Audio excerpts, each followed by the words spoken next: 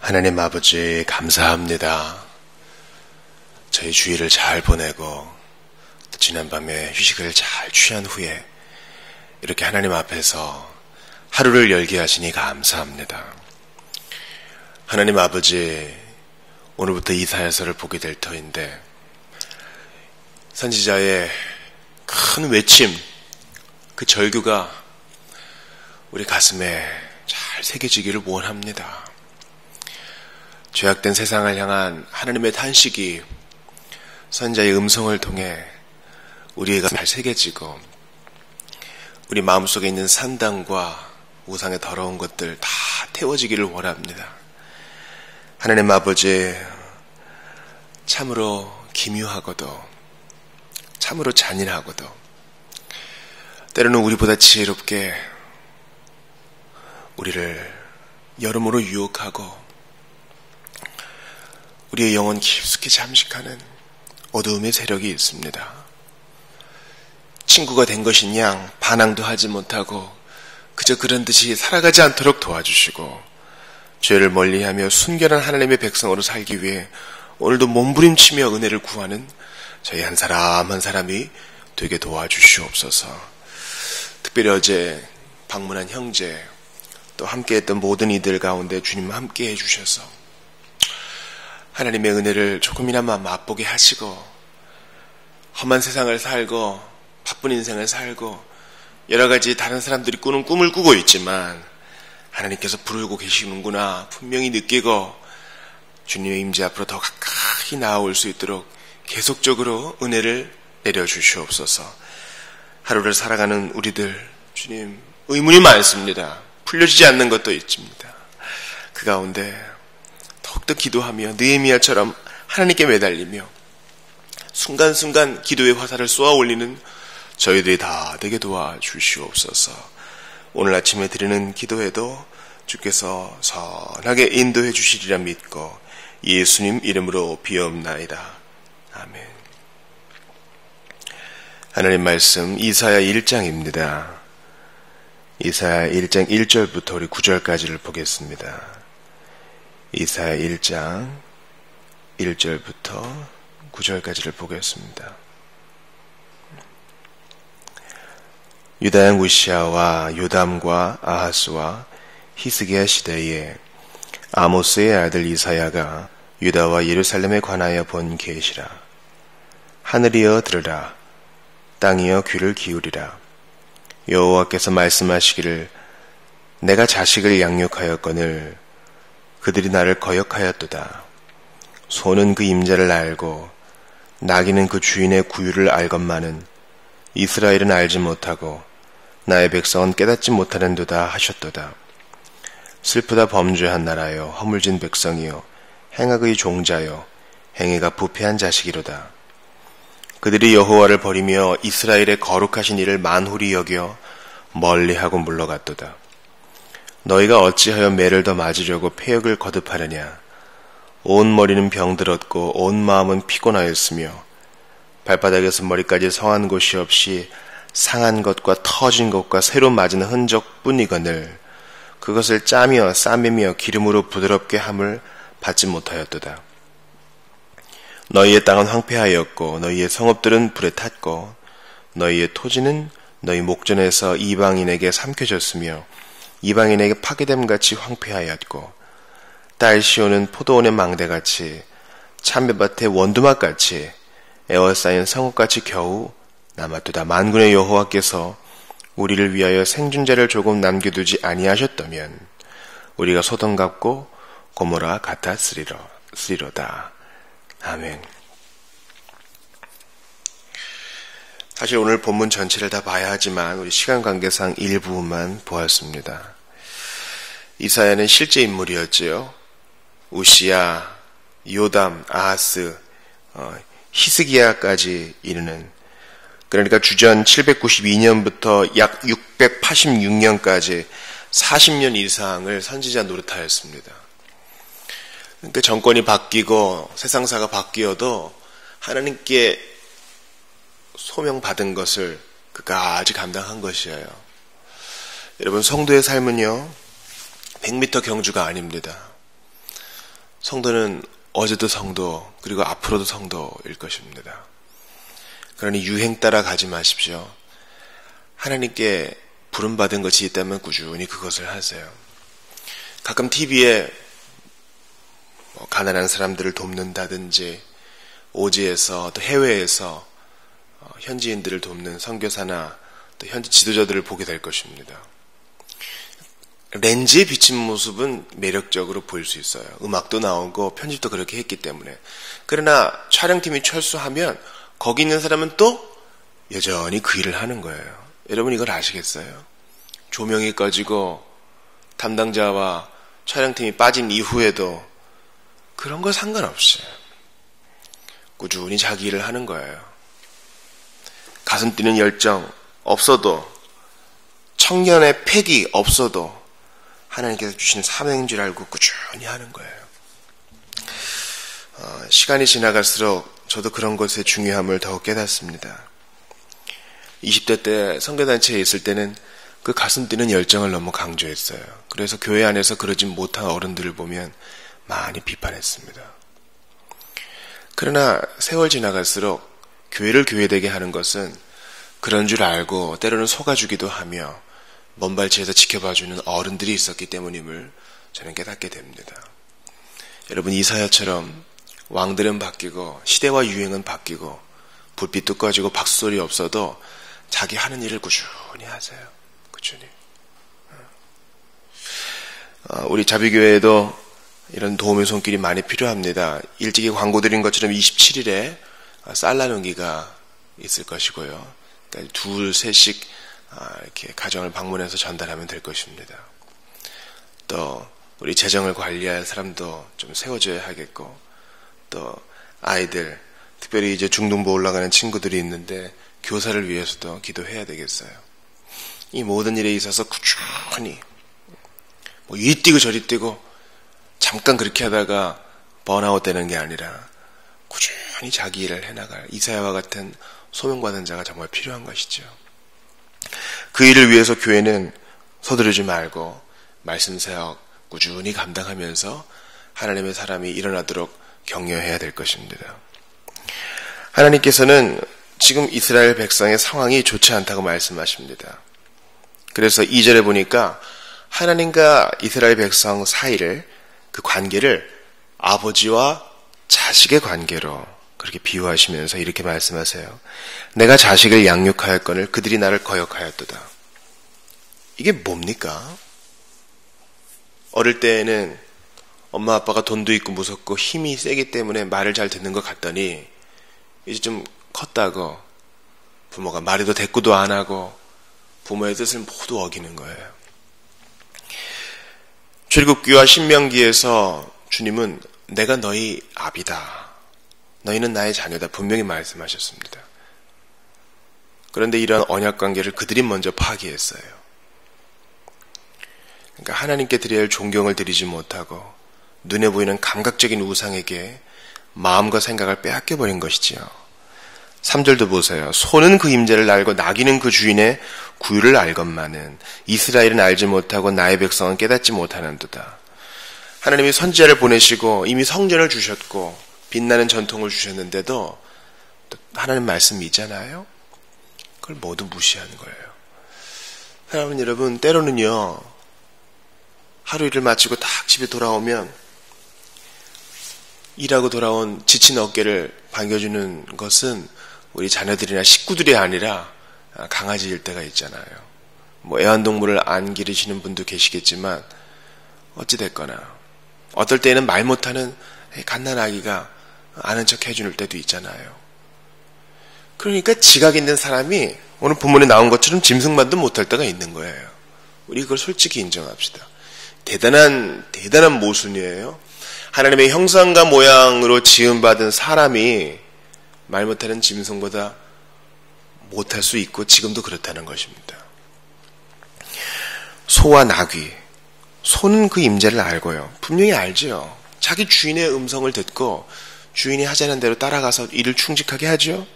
나귀 보세요. 나귀는요 전통적으로 고집이 센 동물 가운데 하나잖아요. 그래도 나귀는 그 주인의 구유를 알건만은 먹이 주는 주인이 고마운 줄 알고 그 주인이 행하는 대로 따라갑니다.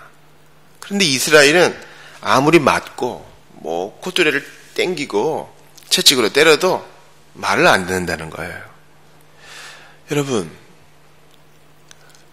지금 분열된 이 남유다 왕국에, 그것도 다윗의 후손들이 다스리는 이 나라 속에 이사야가 지금 뭐라고 얘기합니까?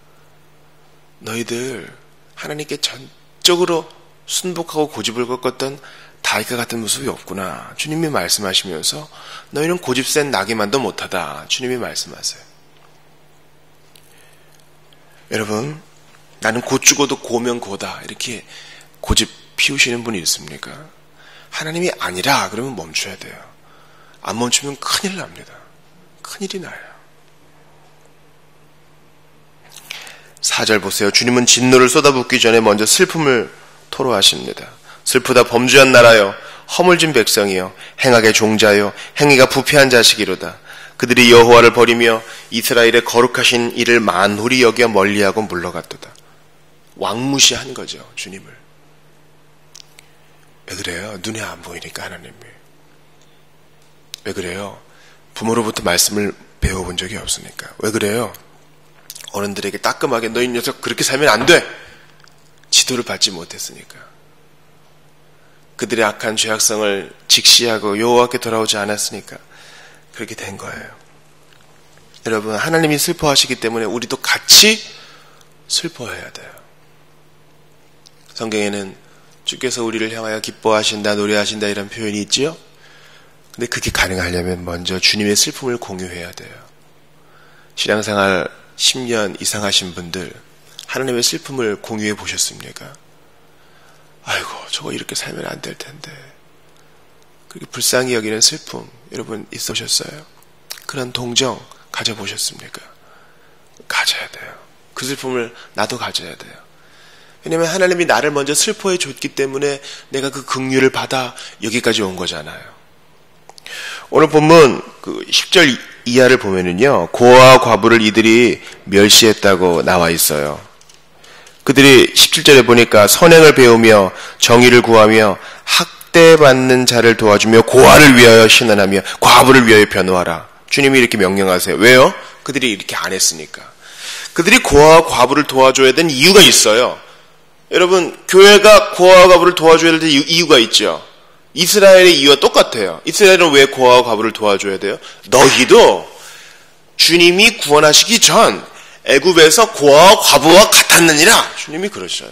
그러니 너희도 그것을 기억하고 은혜 받은 것을 기억하고 너희도 그렇게 하라. 이렇게 말씀하십니다. 우리가 이런 동기가 없으면 사회단체랑 다를 바가 하나도 없어요. 그렇지 않아요? 사회봉사단체도 좋은 일을 하죠. 그러나 동기가 달라요. 사회봉사단체는 어려운 자들을 도와주는 게 사회의 이익이 되고 그게 마땅한 인간의 일이기 때문에 하는 거예요. 우리도 마찬가지죠. 그러나 우리는 이유가 하나 더 있어요. 더 근본적인 이유죠. 뭡니까? 주님이 고아와 과부와 다를 바 없었던 나를 먼저 구하셨으니 나도 주님의 먼저 일하심처럼 다가가서 돕는 게 마땅하지 않는가. 도움받은 자가 내가 받은 도움만큼 남을 돕는 게 당연하지 않는가, 그런 거예요. 그들은 마땅히 해야 될 모습을 모두 뒤로 하고 주님을 멸시했기에 주님의 슬픔을 자아냈습니다.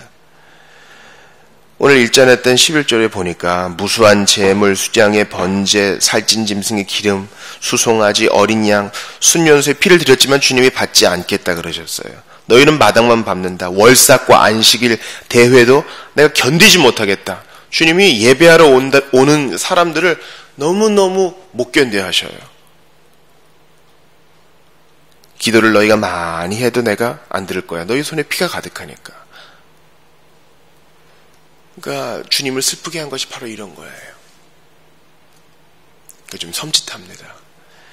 예배를 나도 드리긴 했지만 주님이 못 견디겠다 하는 그런 예배는 아니었는지, 진짜 마음 다했는지, 상한 마음을 제물로 가지고 왔는지 그런 생각이 드는 거예요. 우리 예수님 이 땅에 사실 때에 가장 경멸했던 사람들이 있어요.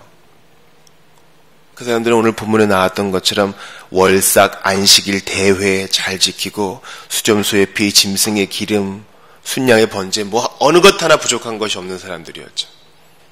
그들이 바로 바리새인들이었어요. 주님이 바리새인들에게 얼마나 원색적인 용어를 사용했는지 아십니까? 주님이 마태복음 23장 23절에서 이렇게 그들을 책망하세요. 화 있을진저 외식하는 서기관들과 바리새인들아, 너희가 박하와 회향과 근체의 11조를 들이되 율법에 더 중한 바 의와 인과 신을 버렸도다. 그러나 이것도 행하고 저것도 버리지 말아야 할지니라.